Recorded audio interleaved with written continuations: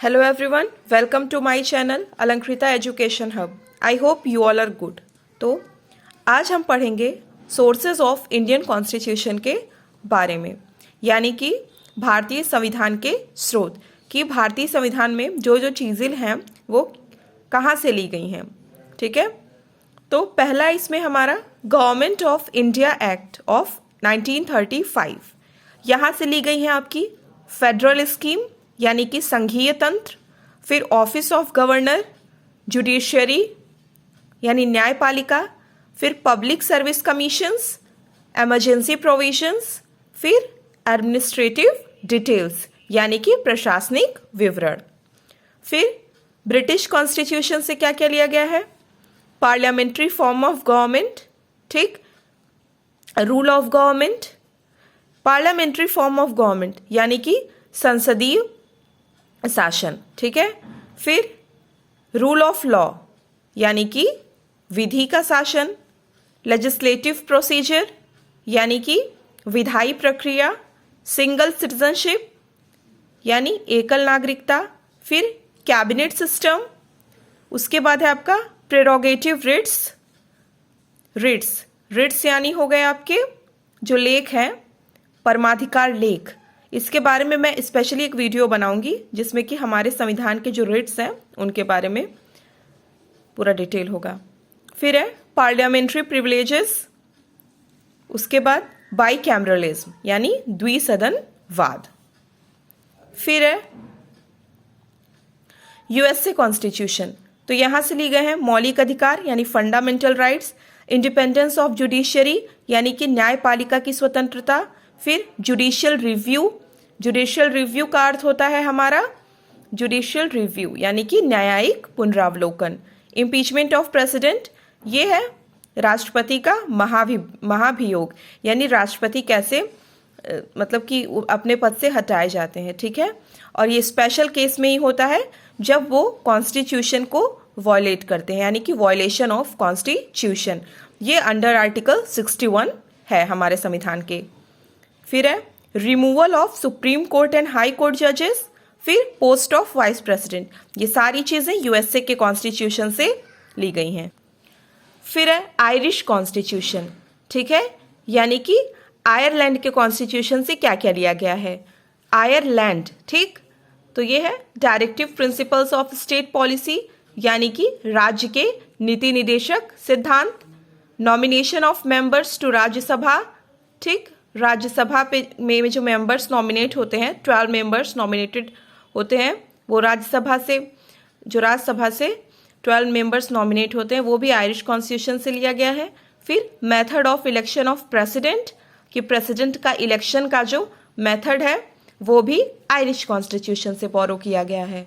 फिर है Canadian constitution, तो कनाडा के संविधान से देखते हैं क्या क्या लिया गया है, federation with a strong centre यानी कि सशक्त केंद्र के साथ संघीय व्यवस्था, फिर wasting of residuary powers in centre यानी कि जो है अवशिष्ट शक्तियां जो हैं वो सेंटर में निहित होंगी यानी कि केंद्र में निहित होंगी।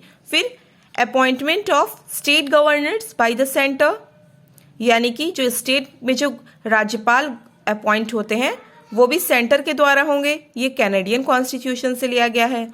फिर advisory jurisdiction of the supreme court यानी कि सुप्रीम कोर्ट का जो एडवाइजरी यानी कि जो एडवाइस देती है सुप्रीम कोर्ट, जो इसके परामर्श का जो जुरिस्डिक्शन होता है, जो सुप्रीम कोर्ट जो भी परामर्श का जो अधिकार है सुप्रीम कोर्ट को, ये भी कैनेडियन कॉन्स्टिट्यूशन से लिया गया है। फिर ऑस्ट्रेलिया के कॉन्स्टिट्यूशन से देखिए कॉन्करेंट लिस्ट ली गई है। पता होगा आप सभी को 3 लिस्ट होते हैं, एक स्टेट लिस्ट होता है, एक सेंटर लिस्ट होता है और कॉन्करेंट लिस्ट होता है, जिसके ऊपर सेंटर और स्टेट दोनों का ही सहभागिता होती है, दोनों की ही सहभागिता होती है। तो ये कॉन्करेंट लिस्ट यानी कि समवर्ती सूची भी ऑस्ट्रेलिया कॉन्स्टिट्यूशन से ली गई है। फिर है freedom of trade, commerce and intercourse यानी कि ट्रेड मतलब व्यापार, कॉमर्स मतलब आपका हो गया वाणिज्य, ठीक है, तो इसी प्रकार से ये जो है वो हमारा लिया गया है ऑस्ट्रेलिया के कॉन्स्टिट्यूशन से, ठीक है। व्यापार, वाणिज्य और समागम की स्वतंत्रता। ज्वाइंट सिटिंग, ये ज्वाइंट सिटिंग जो है वो ऑस्ट्रेलिया कॉन्स्टिट्यूशन से ही लिया गया है, ये अंडर आर्टिकल 108 है हमारे कॉन्स्टिट्यूशन के। फिर है वीमर कॉन्स्टिट्यूशंस ऑफ जर्मनी, ठीक। तो वाइमर कॉन्स्टिट्यूशन ऑफ जर्मनी से क्या लिया गया है? Suspension of fundamental rights during emergency. Emergency जब लगती है तो उसमें जो फंडामेंटल राइट्स को किया जाता है वो भी जर्मनी के कॉन्स्टिट्यूशन से लिया गया है। फिर यूएसएसआर यानी सोवियत यूनियन, ठीक है, या फिर इसको ये भी बोला था कि रशियन रिवॉल्यूशन से क्या क्या लिया गया है। तो फंडामेंटल ड्यूटीज ली गई हैं, ठीक। फंडामेंटल ड्यूटीज यानी कि मूल कर्तव्य और ideals of justice, social, economic and political, ठीक है, जो हमारे प्रियम्बल में है। तो ये भी कहाँ से ली गई है? आपकी सोवियत यूनियन से। फिर है हमारा फ्रेंच कॉन्स्टिट्यूशन। फ्रेंच के कॉन्स्टिट्यूशन से क्या, फ्रांस से क्या क्या लिया गया है? यह रिपब्लिकन सिस्टम यानी कि जो हमारे यहाँ ये नहीं बोलता कि रिपब्लिक है हम लोग, यानी गणतंत्रता, ठीक है, तो ये ली गई है फ्रेंच कॉन्स्टिट्यूशन से। फिर ideals of liberty, equality and fraternity, ये भी लिया गया है फ्रांस के संविधान से, यानी समता और बंधुता के जो भी स्वतंत्र मतलब कि आइडियल्स ऑफ लिबर्टी यानी स्वतंत्रता, इक्वालिटी यानी समता और फ्रेटर्निटी यानी बंधुता, यानी कि प्रस्तावना में यानी हमारे प्रियम्बल में जो स्वतंत्रता, समता और बंधुता के आदर्श हैं वो भी हमारे फ्रांस के कॉन्स्टिट्यूशन से लिया गया है। फिर है कि साउथ अफ्रीका के संविधान से क्या क्या लिया गया है? तो जो हम कॉन्स्टिट्यूशन का अमेंडमेंट करते हैं उसका जो प्रोसीजर है वो जो है कि साउथ अफ्रीका के कॉन्स्टिट्यूशन से लिया गया है।